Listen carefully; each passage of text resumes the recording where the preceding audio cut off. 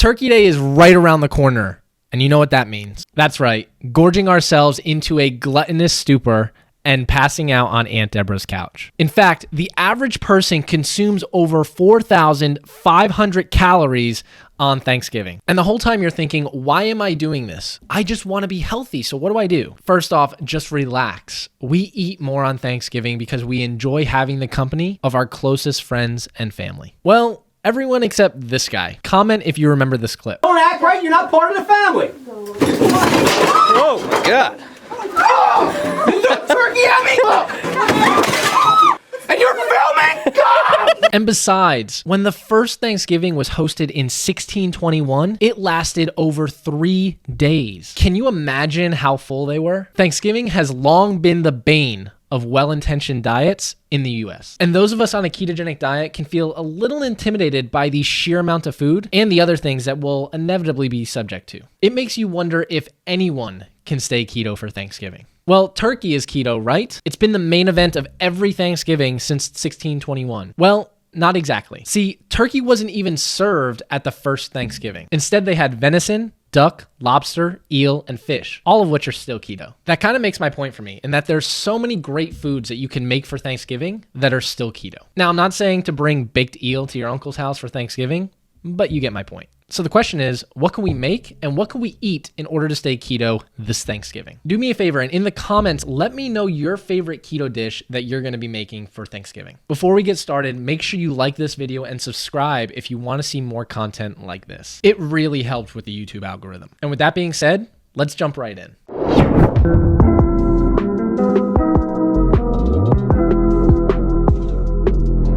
So if the goal is to stay keto for Thanksgiving, the best place to start is with the dish that you'll be bringing to the table. There are a ton of options you can choose from. First, we need to decide if we're making a main dish, a side, or even a dessert. A fun fact is that a recent study found that people who brought napkins and a 2-liter of soda were 14 times more likely to be disliked by their entire family. Okay, that was just a joke, but honestly, don't be that person. Anyway, let's start with side dishes. One method we can use to make keto-friendly side dishes is to keto-fy existing side dishes that are used during Thanksgiving. When you keto-fy a dish, it simply means taking the higher carb ingredients and swapping them out for keto-friendly alternatives. Some typical side dishes for Thanksgiving include things like casseroles, stuffing, dips, and even mashed potatoes. For casseroles, you can even try a beef, broccoli, mushroom, and cheese casserole instead. You can also try a zucchini and cheese casserole or even just a low-carb veggie casserole. By the way, we're leaving links to all of these in the description. There are a bunch of keto stuffing recipes. Just make sure you're using the proper ingredients. By the way, if you want a video of me explaining how to read a nutrition label, what secrets companies are hiding from you, and what ingredients to avoid, type nutrition label in the comments so I know that's what you want. And as for dips, you can make a bacon spinach dip, a keto queso dip, or even a keto bread bowl. Finally, for the mashed potato alternative, you could try something like cauliflower mash or even mashed palmini that taste amazing. Oh, and if you're already salivating like I am, you can find all of these recipes on ketogenic.com, along with other tips and tools to help you make 2022 your best year yet. Now, on to the main dishes. Turkey is obviously a great option, but if you want to get some inspiration from the first ever Thanksgiving, you could try some venison or even some goose. You can also make chicken skewers with bell peppers, keto meatloaf, a keto eggplant lasagna, and even keto chicken parm. I don't know about you, but this is making me so hungry. And guess what? If you're making dessert, you can opt for things like keto pumpkin pie, keto brownies, keto peanut butter cookies, or so many of the other options that we have available on ketogenic.com. So we covered our sides, main dishes, and desserts last, right? That's how it should be. Well, actually. So here's an interesting study from 2019 published in the Journal of Experimental Psychology. And what they found is that eating dessert before eating a meal actually could lead to healthier eating habits. So this study followed 134 students and faculty who were eating lunch on campus. And what they had was 4 different conditions. They had a group that ate fresh fruit before their meal, a group that ate an indulgent cheesecake before their meal, or a group that ate fresh fruit after, or the indulgent cheesecake after their main meal. Interestingly enough, they found that 70% of the participants who indulged in the cheesecake before their meal went on to eat a healthier meal afterwards. Overall, these individuals consumed 250 less calories than the individuals who opted for the fresh fruit. And so here's a quote from one of the professors that worked on this study from the University of Arizona. They said, "If we choose something healthy first, then this gives us a license to choose something bigger later. If you turn it around and choose something heavier early on, then that license is already expired." So that brings us to our next point. Now that we have our own dish covered, what do we do about all of the other food that's going to be all around us the entire day on Thanksgiving? Well, for one, you could try and replicate the results of that study, but it's not something I would completely recommend.